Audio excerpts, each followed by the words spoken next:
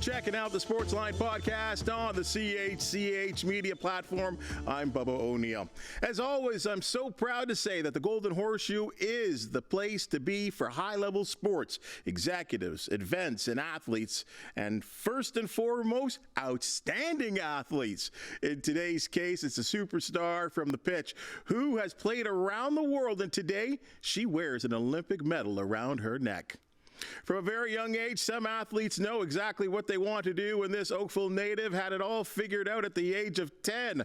From making her mark at a club level at the well-established Crusaders program, she began to craft her skills. In fact, when she was 13 years old, she was hanging out with players 16 and 17 years old.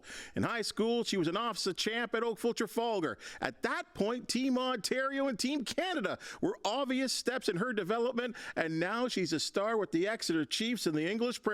But first, we have an Olympic silver medal to discuss. Taylor Perry, all the way from BC, thank you so much for joining us. Thank you so much for having me. Well, I'm telling you, how could we not have you? You're an Olympic champ. That has got to be the most outstanding thing for you. How does it feel, first and foremost? It feels pretty surreal still. Like it hasn't sunk in at all, but the experience was fantastic. So I don't know, I guess with time it'll kick in and we'll start celebrating in that as well. Well, I'll start off with this here. Outside of the actual competition of rugby, just kind of explain to all of us what your Olympic experience was like. It was really cool. Like for a lot of the team, it was our first Olympics. Like there was only 3 people that had been to an Olympics before. Like there was Liv Apps, Kiara Wardley, and Charity Williams, who was going on her 3rd.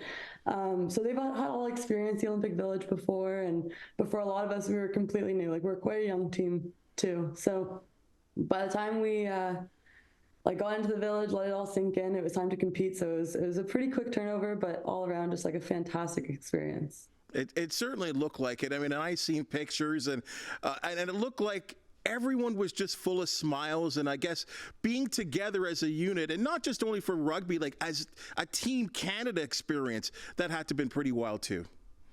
Yeah, it was really incredible. Like we trained together every single day, sometimes twice, 3 times a day. So like all of our hard work coming together at once, it was just like, we talked a lot about gratitude and just being present in where we are. Like we did work so hard to get there, but it was time to like experience it along the way as well. So it was just so like, there was so much joy and happiness being there together and knowing how hard everyone had worked for it. So yeah, it was really, really good. And it was great to like really take the moments together to appreciate how far we've come. Outside of the rugby, did you get to check out anything, or were you watching anything, or was there another sport that maybe you were interested in? I was definitely interested in other sports. Our stint there was so short. So we saw, some of us went to go see the men's competition, like the men's rugby, which was awesome because it was before our competition had started. So we were able to go to the stadium, check it out, see how loud it was, which was like insane of how many people were in the stadium and how like the sounds echoed and everything as well. So we went to go see the men's stint, and then after that, it was our competition, and I would have really loved to go see tennis, and I would have really loved to see gymnastics as well. But unfortunately, we all left the village, I guess, like 48 hours after our competition had ended. So watch the rest of it from my couch. Okay. Now, you did talk about the loud stadiums, and before we just get into your part of the competition, though, I guess maybe for you and maybe some of your other teammates, I mean, you played at World Cups and that kind of stuff and been around and traveled and played in England previously. So were the big crowds and the loud noise, was that kind of something you were used to and didn't affect you? I think all of us had been in big enough stadiums, I guess, that like, you know, that once you're on the field, you can only hear the voices that you're familiar with, and it's hit and miss if you can hear the refs, but hopefully enough. But apart from that, like, I think for most of us, that was the biggest crowd we had played in front of. And it was the biggest crowd that has seen sevens, men and women, which is fantastic. So that was a big eye opener. I'm glad we went a couple days early to kind of see how it was, hear it as well. But once you're on the field, you're just zoned in, and then you black out a little bit and you can hear the voices of everyone around you, and that's about it. The sevens and the 15s, which I know you've played both, obviously. You played since you were the age of 10. Obviously there's advantages and disadvantages to each sport, different type of the sport. Is there a preference for you, whether it be the 15s or the 7s? I know the 7s is just maniac, though, just so much open space. Yeah, I'd say, I mean, for me personally, like whatever I'm playing at the time, I'd say I enjoy more. Like we have WXV in a couple of weeks, so hopefully we all have the opportunity, or some of us have the opportunity to play some 15s too. So, like, I don't know. It's so cool to see. Like I'm more of a, I guess, rugby kind of vision mind. I set other people up for the most part, but the athletes that we have in 7s is just insane. So to pair that up with some of the strength we have in like our forwards and 15s and that too, like, oh, it's going to be such an amazing pair. So I'm really excited to see everyone come together. Okay, so let's talk about the actual journey here. 6 games. You start off with a victory, and then, whoa, things didn't go so well in a hurry against New Zealand. But then you kind of responded. After that loss to New Zealand, what did you guys tell each other to get right back to where you ended up finishing? Well, we kind of said from the start, like we had obviously the goal, like we wanted to top our pool because it was a really nice path from there to the finals. So that was a goal of ours. But when we didn't achieve that and we lost to New Zealand in the pool play, it wasn't a big setback. But we've had games like that against New Zealand too, that like it's a pretty big score difference. Yet in Madrid we were able to beat them. So like we knew it was possible all along. So like we knew that we could bounce back from it. And we also, like, from the very start, we were really excited about a quarterfinal game against France, to play like the host team and to hear like just the energy in the stadium and that as well. Like that was kind of a goal for us as well. So to be able to come on top of that, even after a bit of a loss, was not surprising for us because we prepare for things like that. But obviously a really big opportunity. The France victory had to be. I mean, there were so many marquee, and I think that's the one that opened the eyes of the nation to, like, these women are onto something. The big crowd, it was obvious. And I thought it was great because a lot of your business was done in the second half out of nowhere, and that had to be outstanding. Yeah, it was really fantastic. Like, whether the crowd's against you or for you, like it is what, like, we play the game for. We love that energy in the stadium. So, I mean, obviously we'd love to hear the cheers for us. We have that taste in Vancouver Sevens, which hopefully like more and more people want to come out for. But personally, the France game was definitely my favorite of the entire tournament. That was wild. And then by the time that rolls around and you're playing Australia, and again, a higher ranked team, favored by most around the world, again, shocking and amazing. That had to have been wild. Yeah, it was fantastic. Especially like we knew the threats that are on that team and who we had to shut down. And when Maddie Levi went for a big run, like first minute of the game, I'm sure there was a little bit of a setback, but also like that really made us switch on because like we had a job to do. So it was really good that we were able to flip the switch and really turn up for it in the second half, especially. Okay, so then all of a sudden, here we are. Your journey starts. You guys were kind of a little up and down from the beginning. You start shocking the world, and then you're in the gold medal match. Before the end result, you can tell me about that after. What was the build-up in terms of the emotion? And I know just, a day or two of practice. What was your mindset going into that? Well, obviously a lot of gratitude. Like, we were really, really happy to be there. But we weren't settling necessarily. Like we knew that we were playing for a medal, which was a goal from the very, very start. But we wanted to get gold out of it. Like that was a goal going into it. We weren't going in happy with silver by any means. But I'd say like throughout the season we had, like, it was a season of firsts was like a lot of our theme. So like we wanted to top our pool in a tournament. So we were able to do that. I think before January, that was a first for us. So we were able to top our pool. We wanted to beat every team in the circuit before showing up to the Olympics, which we accomplished in Madrid. And then we also wanted to get a medal before showing up to the Olympics too. To be able to like really compete for like a top 4 position, these are like our to-dos that we had to accomplish. And it took every single tournament of the year, but eventually we were able to get there, which set us up really nicely. I thought it was fantastic for me to read a lot of the press from, obviously I'm a media guy, and I'm reading the press from New Zealand. I'm listening to the clips of what the players are saying, the New Zealand players. You guys put a real fear into them, and that's got to bode well for the future. Yeah, like it's definitely like in sevens and 15s, like we've had a really great year against New Zealand.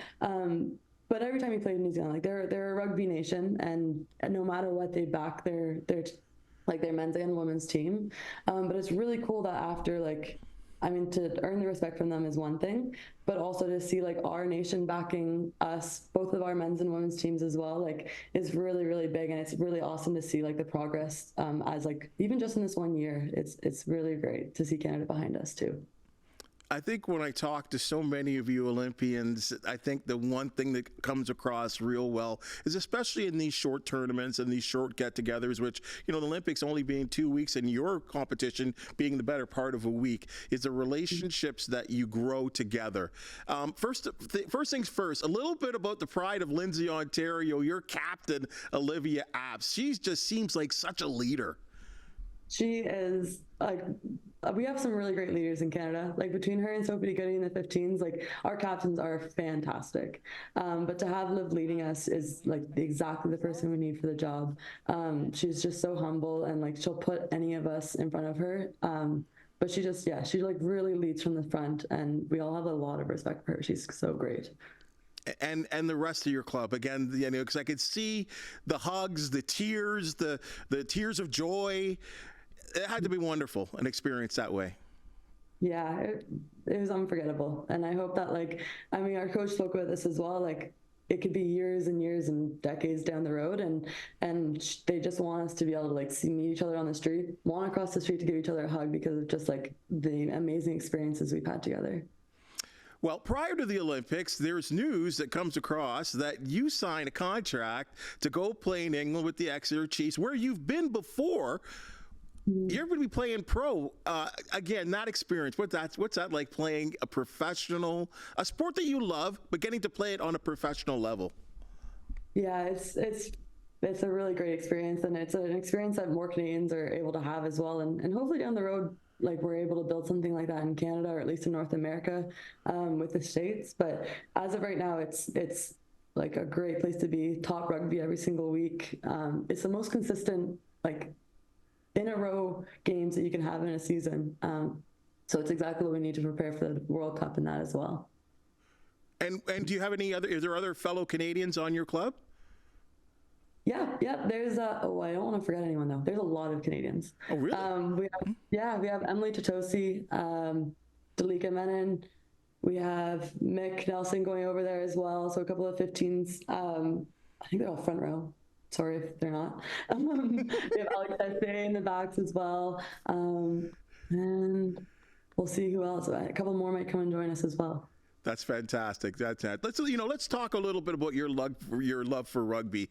I don't know. I mean, we live in Canada. We think, oh, I want to play hockey. That wasn't your case. 10 years old, 11 years old, 13 years old, playing rugby. Where did this love come from? Well, I joined Oakville Crusaders when I was 10 years old, and from there, that was like a buy-in from my whole family. My dad took on coaching and ended up coaching the entire junior women's program there.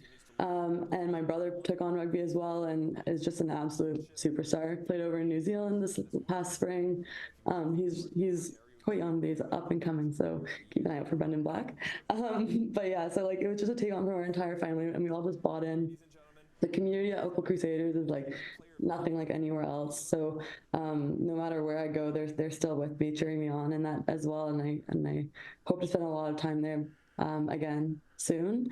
But I think if you're, especially in Ontario, if you have a club close by to you, it's just, if you even get a taste of it, it's hard to come back from it. So. Well, I had some members of the Hamilton Hornets here, and I wanted to, in particular, talk to a former woman player who's just retired and another young and up-and-coming player. And I thought it was really interesting to learn the dynamics because, let's be honest, rugby is a physical sport. I mean, it's a contact sport. And in our little world, and I know the world is changing, thank goodness, we don't associate the girls at wanting to knock each other's block off and play a physical sport. Did you have to fight through any sort of, stigmas, I would have to say, about being a girl at the time playing rugby?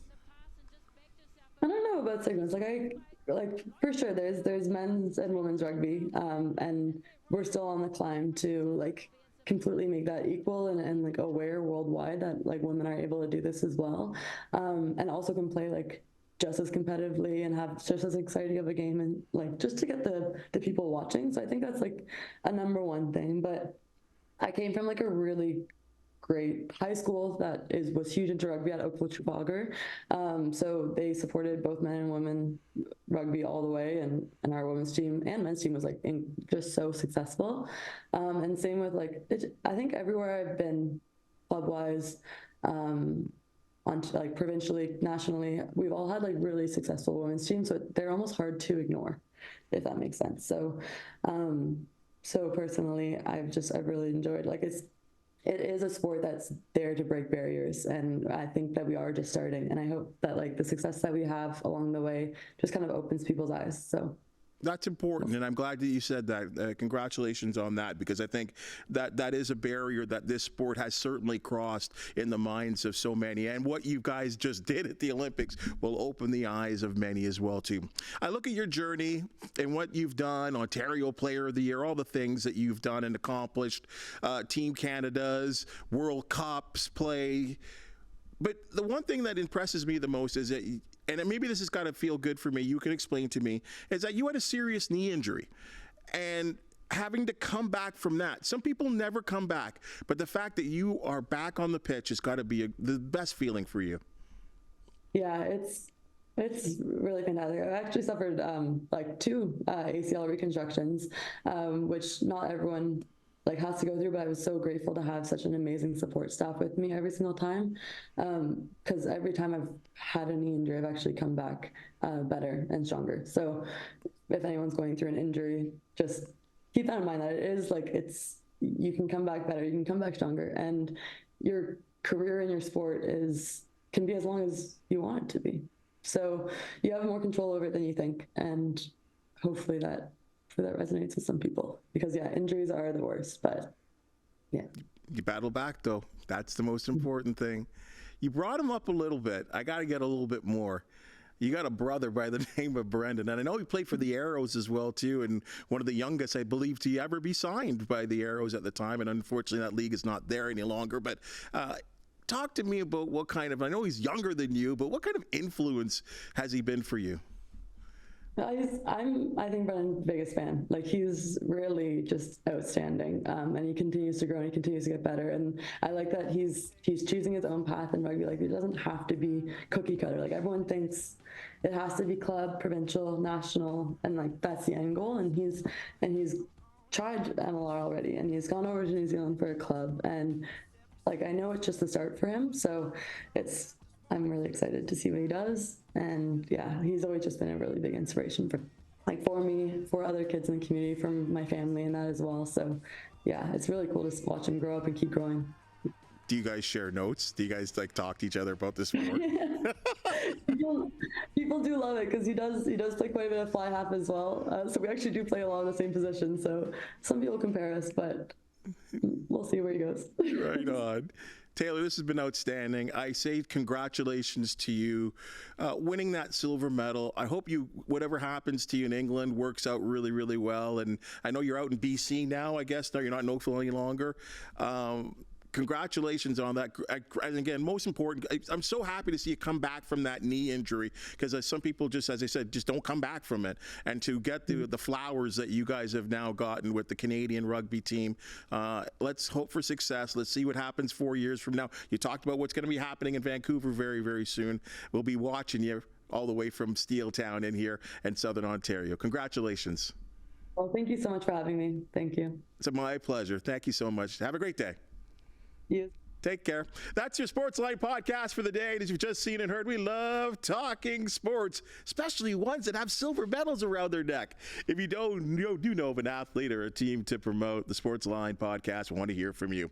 Please hit that thumbs up, like, and subscribe button. And if you have something to say, please do comment. We'd love to hear what you have to say. For the wonderful people that make the Sportsline podcast possible, thank you so very much. And we'll see you tomorrow.